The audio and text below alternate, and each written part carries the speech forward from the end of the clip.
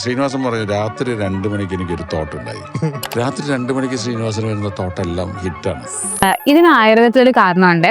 ഈ 2 to 6 എന്ന് പറയുന്ന സമയം, അത് ഉച്ചയ്ക്ക് ശേഷമാണെങ്കിലും രാത്രി ആണെങ്കിലും നമ്മൾ ക്രിയേറ്റീവ് ബ്രെയിൻ ഭയങ്കര ആക്റ്റീവ് ആയിരിക്കുന്ന സമയമാണ്.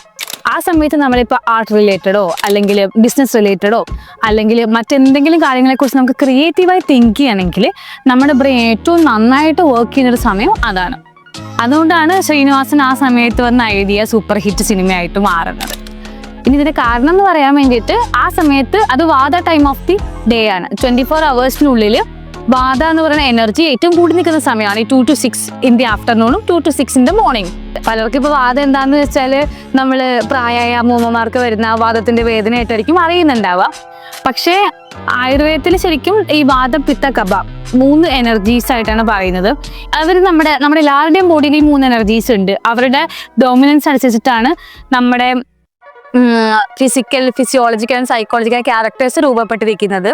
അവരുടെ ഇംബാലൻസ് കൊണ്ടാണ് നമ്മൾക്ക് ഓരോ അസുഖങ്ങൾ വരുന്നതെന്നാണ് ആയുർവേദത്തിന്റെ ബേസിക് കൺസെപ്റ്റ്.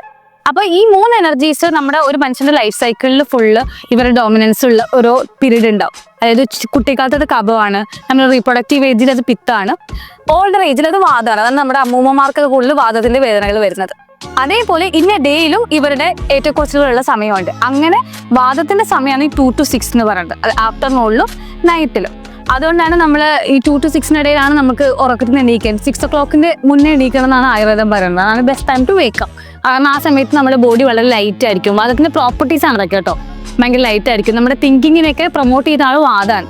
അതുകൊണ്ടാണ് ഈ ഐഡിയാസ് ഒക്കെ ആ സമയം നന്നായിട്ട് വർക്ക് ചെയ്യുന്നത്. ഇനി ഇതേപോലെ നിങ്ങൾക്ക് പിത്തം, അതുപോലെ കഫത്തിന്റെ പ്രോപ്പർട്ടീസ് എന്തൊക്കെയാണെന്ന് അറിയാം, അല്ലെങ്കിൽ ആ സമയത്ത് എന്തൊക്കെയാണ് ചെയ്യണമെന്ന് അറിയണമെന്നുണ്ടെങ്കിൽ കമന്റ് ചെയ്താൽ മതി. ഞാൻ അടുത്ത വീഡിയോയിൽ പറഞ്ഞുതരാം.